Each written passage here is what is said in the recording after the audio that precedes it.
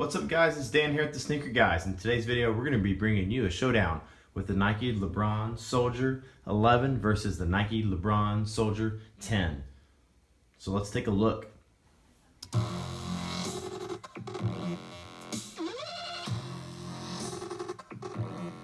Alright, so the first thing that everybody talks about when they talk about this year's Soldier 11 versus last year's Soldier 10 is that the Soldier 11 has 4 straps and the Soldier 10 had 3 straps. I personally, when I'm wearing the strap on the toe, again, just like the Soldier 10, I don't think it really has a whole lot of purpose. Doesn't seem to do very much. The next strap up, I think you can definitely tell that it's there. The third strap up, again, you can definitely tell that it's there, and the one on the top of the ankle definitely does help hold and lock the shoe down. On the Soldier 10, as you guys know, the 2 straps mainly do the bulk of the work. One thing that is a little bit different between the new Soldier 11 and last year's Soldier 10 is that this year's Soldier 11 is not quite as high. On the Soldier 10, you've got these kind of pads back here in the back, around the back of your ankle. And the Soldier 11, you have the same thing. There's like 3 instead of 2 actually back there. And so there's the same kind of thing in the back there. But this model is not nearly as hard to get on. I didn't really think the Soldier 10 was that bad to get on. It kind of loosens up, but the Soldier 11 is much easier to get on.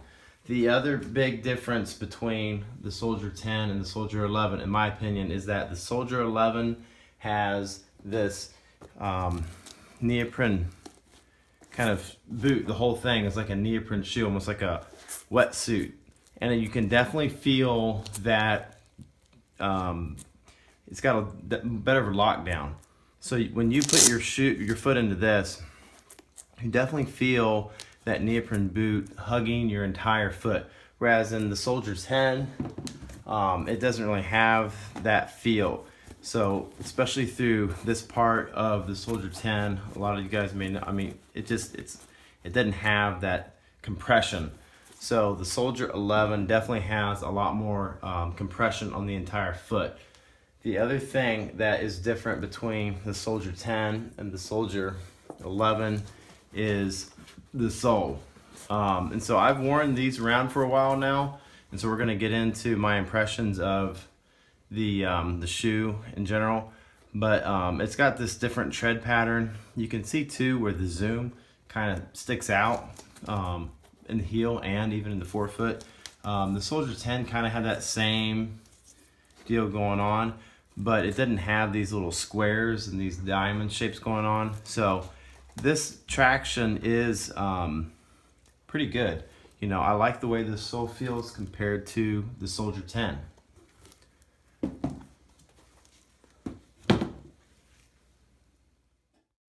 So another difference between the Soldier 10 and the Soldier 11 is that the Soldier 11, it definitely has a more tacky sole. So the actual compound itself is it was like sticking to like the floor. So like when I was walking around, I just wore these around town, and you could actually hear the sole like sticking to the floor. So I haven't had a chance to play ball in these yet, but it's definitely got like a stickiness to the actual rubber and the icy sole itself. So that's another big difference between the Soldier 11, at least the prototype anyway, versus the Soldier 10 that I have with the gum soles. The actual sole, like the tread, is kind of sticky. So that's another thing I wanted to point out.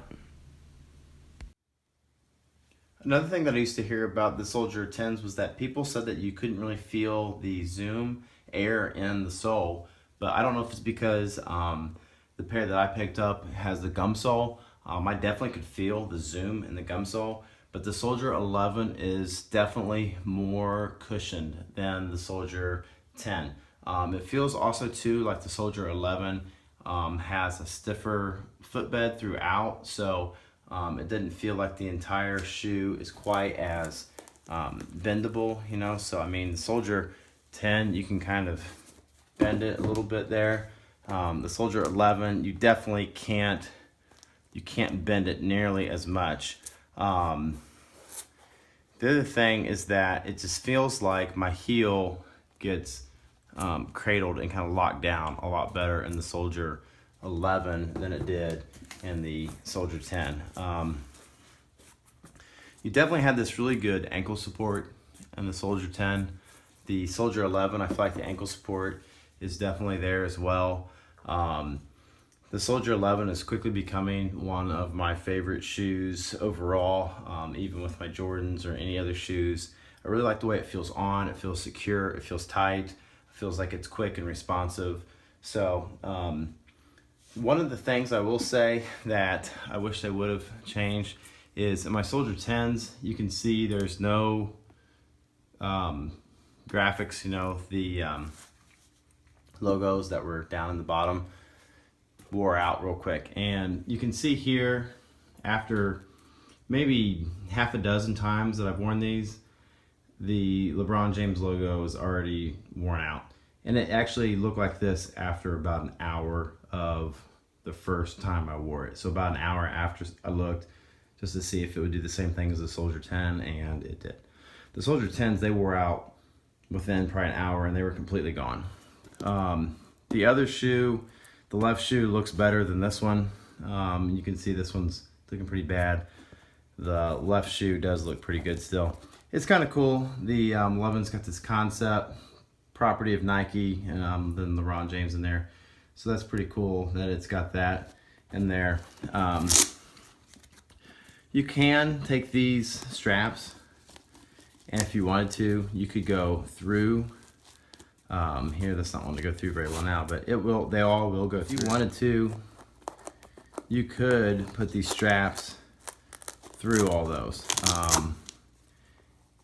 just like on the Soldier 10. You can put it through the top one on the Soldier 10. So if you wanted, you could change this look from the going over to putting it through, and you can have it go under if you wanted like that. So then that logo shows, but I don't really care for it that way. I like for them to all be over the top of that. It's kind of got this like microfiber. It's definitely not suede. This is definitely not leather.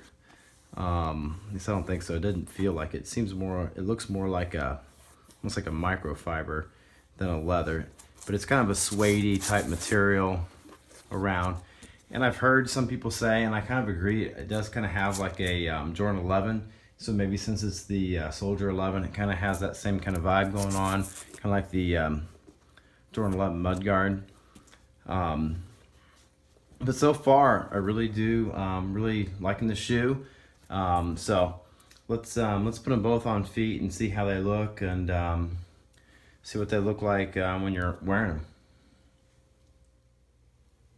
Alright, so I'm going to show you how putting these on, because I know a lot of times I hear that that's a big problem that people have, and so that may be a deterrent for why they may not go with the Soldier line because of the straps and how difficult they've heard that they are to put on. So first I'm going to put on the Soldier 10. The way I do it is I just unstrap these top two, and they've got these loops. It definitely helps if you put your fingers in both of those loops, kind of open it up, and then you just pull up as you put your foot in. And then I don't really tighten those straps down too tight myself, but just so they hit. And so these straps seem like they kind of are easier to kind of bend back, but again, I just do the top two, grab both those straps, kind of put your foot in, and pull both straps, pull both of those up. And then again, I just kind of put it on. So it's really not that, I don't really think it's that hard. It's easier than laces, because then you're done. So you can see how they compare to each other. Soldier 10 has the LeBron logo on top that showed pretty prominent there. These prototypes, I think they're pretty cool. They're all black and they got the icy sole. You know, they don't have that big kind of part of the sole there sticking out. They're definitely, so you've got more cushion in them than the Soldier 10s in my opinion. I also think they kind of roll a little easier. than the Soldier 10s. But that may or may not be a big deal depending on what you're doing. They're definitely more lockdown. You can see through here, this part of the Soldier 10 is kind of bending, flexing. So this is kind of loose. And even if I tighten that strap, that doesn't do anything at all. But the Soldier 11, just by the nature of having like a neoprene boot built in, even without adjusting the straps, if I wanted to, I could make that one tighter, and that definitely locks down the top of my foot more. But just having the neoprene boot in there, it's already locking down more than the Soldier 10 did. And I also think that it's narrower in the toe box than the Soldier 10. So it depends on if you want a bigger toe box or not, but the Soldier 11 is a little tighter in the toe box. I personally like it. I think it feels a lot faster than the Soldier 10 did.